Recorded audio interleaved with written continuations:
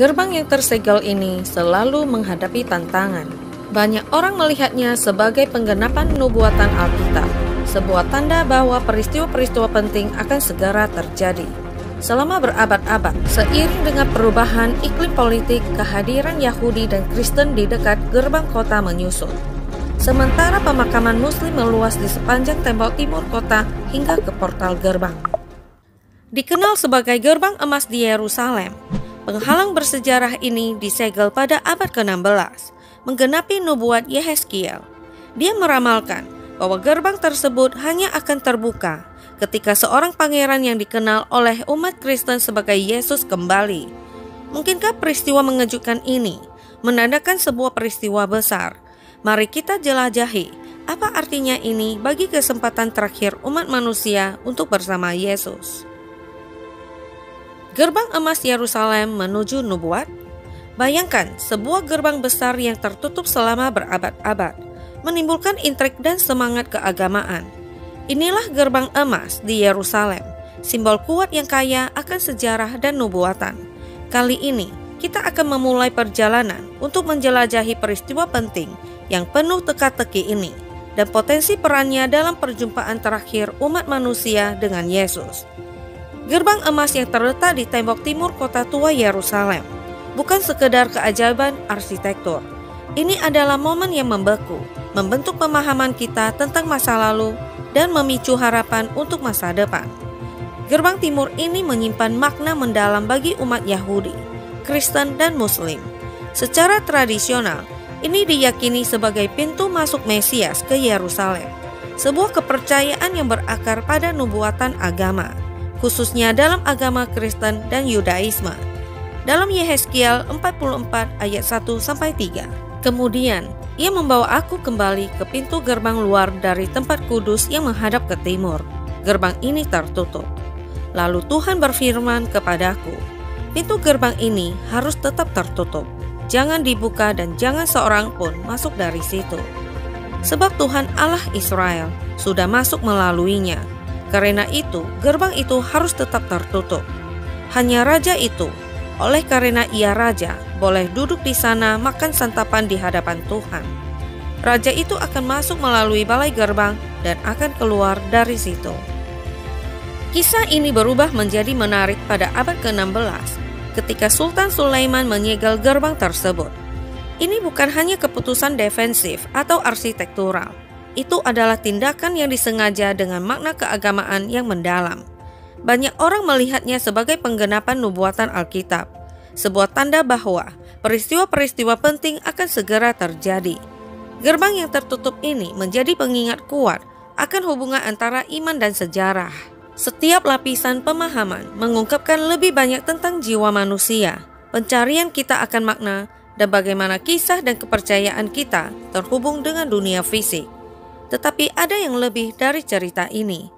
Bagi umat Kristiani, gerbang emas yang tersegel menandakan kembalinya Yesus.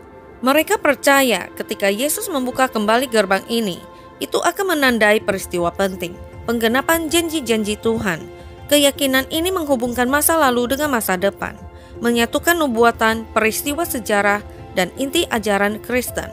Rencana Tuhan bagi keselamatan umat manusia telah selesai dan kerajaannya telah didirikan. Gerbang ini bukan sekedar peninggalan, itu adalah simbol hidup yang terus menginspirasi dan memicu rasa ingin tahu. Kota tua Yerusalem dikelilingi tembok kuat dengan 8 gerbang utama. Gerbang timur menghadap Bukit Zaitun, terkenal karena disegel dan dianggap tertua, dibangun sekitar tahun 520 Masehi. Gerbang timur memainkan peran penting dalam kisah iman dan nubuatan yang sedang berlangsung di wilayah tersebut.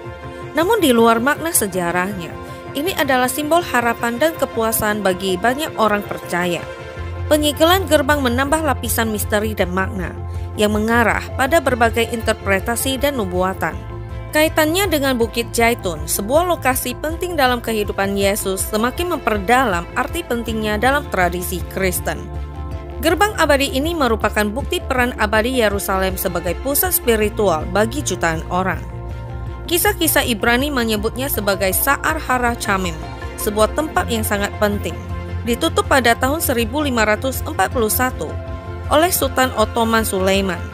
Gerbang yang kita lihat sekarang ini memiliki pintu masuk ganda yang mengarah ke ruangan melengkung, menampilkan arsitektur abad ke-16. Gerbang emas ini terletak di sisi utara tembok timur, telah dibangun dan dibangun kembali sepanjang sejarah.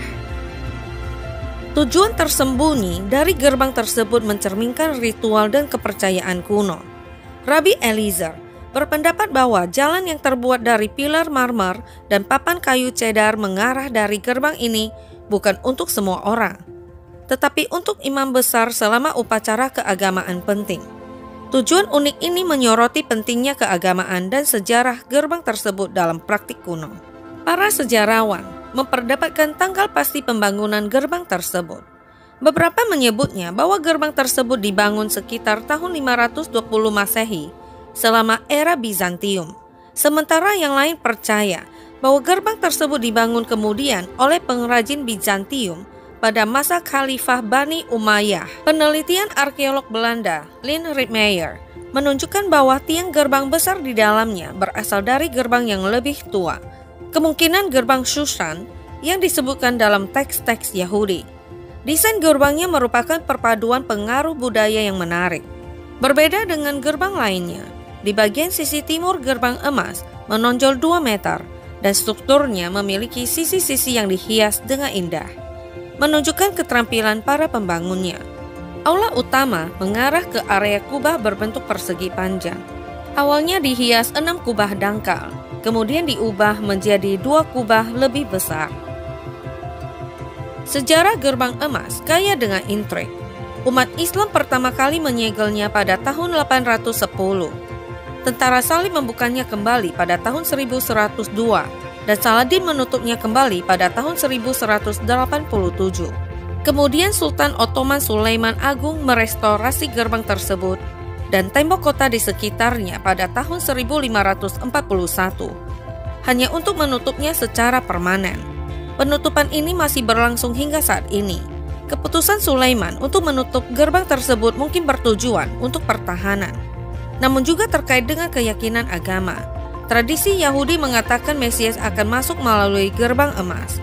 Menyadari hal ini, Sulaiman yang mengetahui bahwa umat Islam juga menghormati Yesus sebagai Mesias, mungkin menyegelnya untuk mencegah masuknya Mesias palsu.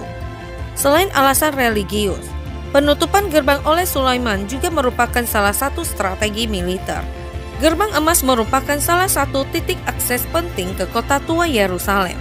Menutupnya mungkin bertujuan untuk memperkuat pertahanan kota dan mencegah serangan atau invasi melalui jalur ini. Pada abad pertengahan, orang-orang Yahudi yang religius berdoa di sana, seperti yang mereka lakukan sekarang di tembok barat atau tembok ratapan. Umat Kristen selalu mengaitkan gerbang emas dengan Minggu Palma, serta kedatangan Yesus yang kedua kali. Umat Islam ingin dimakamkan di dekatnya, karena Al-Quran menghubungkan penghakiman terakhir dengan gerbang ini. Selama berabad-abad, seiring dengan perubahan iklim politik, kehadiran Yahudi dan Kristen di dekat gerbang kota menyusut. Sementara pemakaman Muslim meluas di sepanjang tembok timur kota hingga ke portal gerbang. Gerbang yang tersegel ini selalu menghadapi tantangan. Selama perang 6 hari, beberapa tentara Yahudi ingin membukanya secara paksa, karena percaya bahwa ini adalah kemenangan yang signifikan. Namun seorang pemimpin Yahudi Ortodoks sangat menentang hal ini, percaya bahwa gerbang tersebut harus tetap ditutup sampai Mesias tiba. Kisah gerbang ini rumit dan terkait dengan banyak momen keagamaan penting, mulai dari penutupannya oleh Sultan Sulaiman hingga disebutkan dalam Alkitab oleh Yehezkiel. Gerbang timur mengundang orang untuk menjelajahi kekayaan sejarah dan makna spiritualnya. Selama bertahun-tahun, gerbang tersebut juga telah menyaksikan banyak peristiwa penting, menjadi lebih dari sekedar struktur. Itu adalah simbol mendalam yang menghubungkan duniawi dengan yang ilahi. Selama berabad-abad, tempat ini tetap tertutup dan berdiri kokoh sebagai simbol ikatan abadi antara manusia dan Tuhan. Apakah warisan abadi gerbang kuno ini benar-benar menghubungkan kita dengan Tuhan, atau hanya sekedar simbol yang dibentuk oleh persepsi manusia?